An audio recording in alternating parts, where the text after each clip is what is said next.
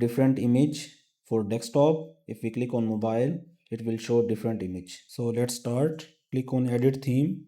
Here click on add section. Here you can see generate. Click it here and give the prompt. I want to show different banner image for desktop and mobile, and then click send.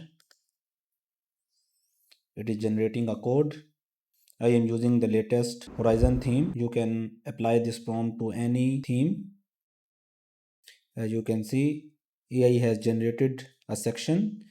We can drag up here and adjust it accordingly. Let's upload the image of desktop.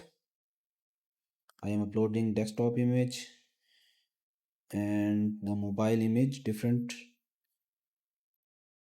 After that, click on save. Now if we click on show mobile view, it will show the mobile image. If we go to the desktop mode, it will show only the desktop image. You can edit the code as well.